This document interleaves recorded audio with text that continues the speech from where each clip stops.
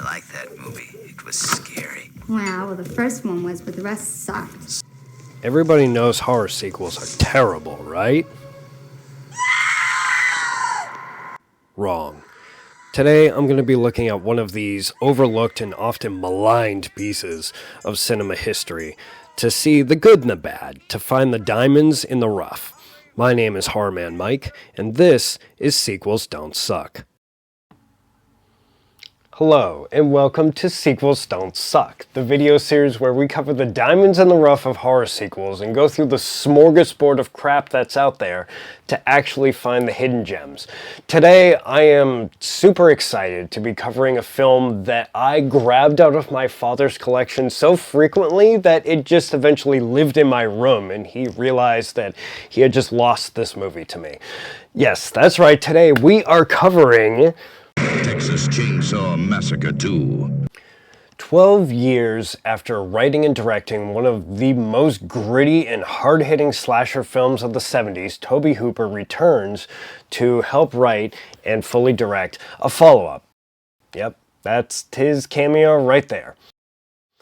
Co-writing Texas Chainsaw 2 was screenwriter Kit Carson, who would work his ass off on the script on the set every day, for reasons I will get to momentarily. The sequel takes the Chainsaw family from the first film, gives them some more character background, some more character depth, and actually gives them names this time around, so it's almost like, oh my god, they're a real family, and gives them some new protagonists to tango with. Texas Chainsaw 2 was made by Canon Films and released in 1986. Canon, as a studio, had a particular way of making films. They cranked out movies like a factory, for better or worse, in spite of the comfortable pace of the actors, actresses, writers, directors, financial backers, anybody they dealt with. In researching this video, I was led to two documentaries about Canon Films, and I recommend them for any of you to check out if you're curious. The first one is called The Go-Go Boys, the inside story of Canon Films. And the second one honestly is the objectively better documentary about Canon Films, and it was called Electric Boogaloo, the wild, untold story of Canon Films. As of me recording this in January of 2024, both films are available on YouTube. I will post links in the description and the comments below. So, Tobe Hooper and Kit Carson were working on Texas Chainsaw 2 when they got word from studio execs that they were going to lose $1 million out of the budget. This caused a small amount of panic and a lot of rewrites. Kit Carson would show up on set with a transportable typewriter and bang out pages on the set with the actors and Tobe while they were still filming. There were instances where sometimes the actors' lines would come right out of the typewriter and right into their hands as they're setting the cameras up. This would also lead to some interesting solutions to what to do with the budget that they did have. Two of my favorite factoids that I learned while researching this video was that the skeletons that were used in the underground segment were actual human remains purchased from India. Apparently it was cheaper to buy and ship actual human skeletons than plastic ones. Go figure. However, the bones that went into the furniture were real animal bones, which leads to my second favorite factoid about this movie is that in order to secure miscellaneous bones for furniture and art, the crew members went out to actual Texas slaughterhouses and combed through the boneyards of those slaughterhouses to pick through and find anything that they could bring back and use in the film for free. Because of the pace that this movie was made, the nature of the material involved, as well as the personalities of the cast and crew, all of this creates like a perfect storm of zaniness, which just goes up on the screen and gives us horror fans a really insanely fun, wild ride to go on. Is it a perfect movie? No. No film ever is. Are you mad at me? If I have any one complaint about Texas Chainsaw 2 is that there's a lot happening in a scene without the scene actually moving forward in any way. That's my only real qualm with it. It's not a perfect movie, but is it a bad movie? No, hardly. This is a really well-produced, well-made, well-shot film. As a film, it works. But as a horror sequel, is it well received? That's where it gets tricky. That's where it boils down to personal opinion. Among horror sequels, Texas Chainsaw Massacre 2 is actually quite divisive. As of me recording this as of mid-January in 2024, Texas Chainsaw 2 has a 5.6 out of 10 score on IMDb, a 50% score on Rotten Tomatoes, a 42% score on Metacritic, and a 3.5 out of 5-star score on Google reviews. So out of these 4 sources, we can tell that the community is split almost literally down the middle as to whether they actually like this movie or not. Now, why is that? Part 2 obviously gets compared to Part 1 a lot. And one thing that I've noticed watching Texas Chainsaw 2 as many times as I have is that it is pretty much the polar opposite of its predecessor. What do I mean by that? Well, I'm going to lay down some comparisons. First off, let's look at the film quality itself. Texas Chainsaw 1 has a dirty look to it, not just in the setting, but in the film stock itself. Released in 1974, it was shot on 16mm, which was then blown up to 35mm.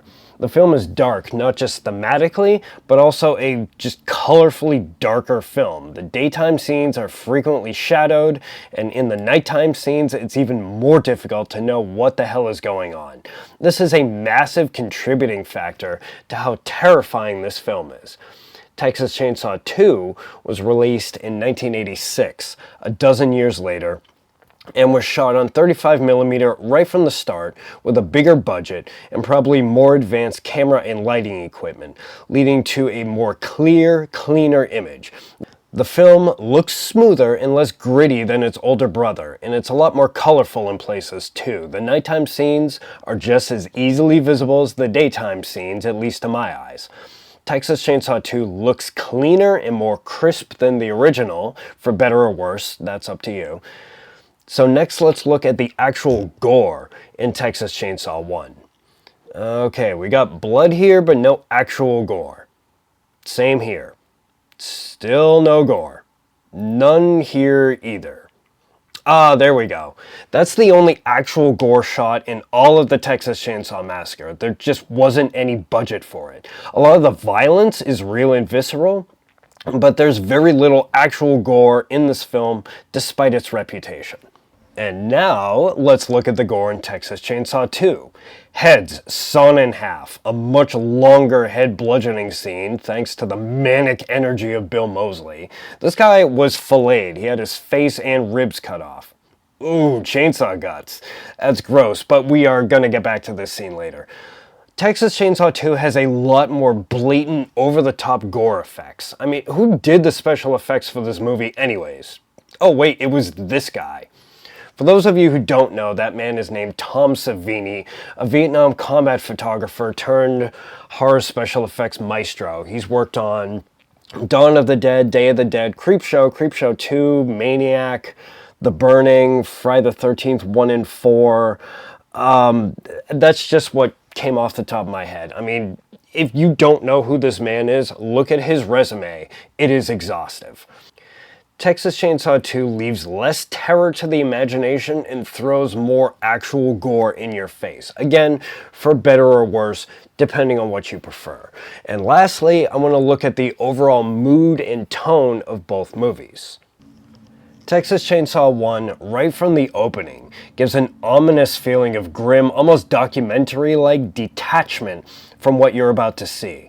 The scathing sound effects and the fade in on the decayed corpse in the graveyard set the tone heavy right away, which is good because the actual action in the movie takes some momentum to really get going.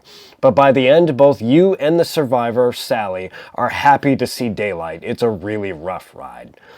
Texas Chainsaw 2 kind of starts the same way, but quickly veers off into a lighter, funner direction at times. I mean, even the poster is a spoof of The Breakfast Club, for those of you that don't know. I don't see it as a full-length laugh-out-loud horror comedy, but for a horror film, it definitely has its moments of brevity, even with a running gag plot point of Leatherface faking Stretch's death because he has a crush on her. Oh, and we also get the Bubba dance all over this movie as well.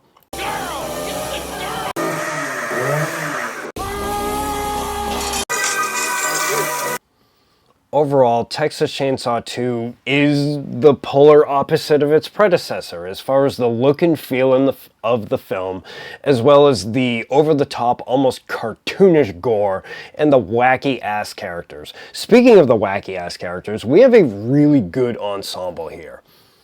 Our main heroine is Stretch, a radio DJ and overall kick-ass final girl.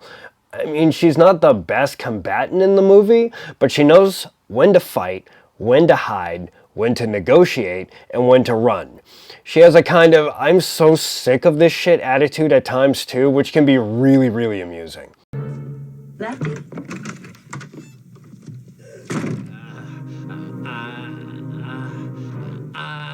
I wanna buy some radio ad time. Are you fucking crazy? We are closed. Next up, we have Texas lawman Lieutenant Enright, aka Lefty, played by Dennis Hopper and his hat. Lefty is family to some of the kids killed in the first film, so this has haunted him and set him on a personal vendetta against the Chainsaw Clan. Dennis Hopper is perfect for this role because Lefty is a character that you're rooting for, and at the same time, you're kinda worried about his mental well-being. Just a couple of wild punks out raising hell. Yep. Hell's exactly what they raised.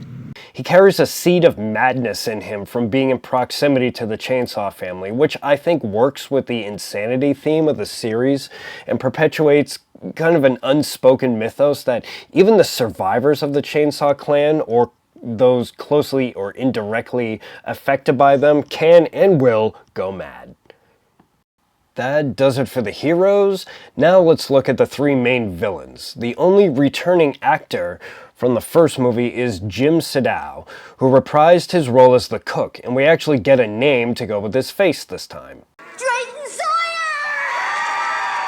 Drayton the Cook Sawyer is as close to a public face that the Chainsaw family ever gets. Being the closest to normal, he is the de facto spokesman when someone needs to go out into the world and scout for fresh meat for the family. For most of this movie, the cook does a lot of complaining about having to do everything himself and that big industry is driving small business owners to their wits' end, things like that. Still, he has enough mental presence to get things done when they actually need to get done. Oh, Grandpa, let's get on with it. He also gives us one of the best catchphrases in the entire franchise's run. The saw is family. Next, let's look at Leatherface, played by Bill Johnson this time around. As opposed to Gunnar Hansen's terrifying portrayal, Leatherface is a little more three-dimensional here. This movie gives us a somewhat famous Bubba dance. More relevant and important, though, is the fact that our main heavy-hitter killer has a crush on our final girl. I mean, there's not once but twice where he's faced with killing her and decides to let her go. Stretch uses this to her advantage when she can, but she knows that playing the sympathy card will only get her so far. And finally, lastly, but by no means least, we have Chop Top, played absolutely over the top by Bill Moseley. Hey, lick my plate, you dog dick. I'm convinced that his performance in this film alone is why Rob Zombie chose him to be Otis Driftwood in the House of a Thousand Corpses trilogy. It's all true. The boogeyman is real, and you found him. Chop Top is a Vietnam veteran with a metal plate in his head that he continuously picks at and eats the skin off of. Not sure if this was improvised or written, but it's absolutely bonkers characterization. Chop Top takes the role of the hitchhiker film from the first movie, right down to chasing the final girl with a straight razor and tormenting her to insanity without actually killing her. Dog will hunt. Giddy up. A common misperception about Texas Chainsaw 2 is that it was a flop. Was it as big a hit as the first one? I mean, no, hardly. But to say this movie was ever a failure is just, honestly, it's simply not true. Not in theaters and certainly not on home video. I mean, let's compare some numbers.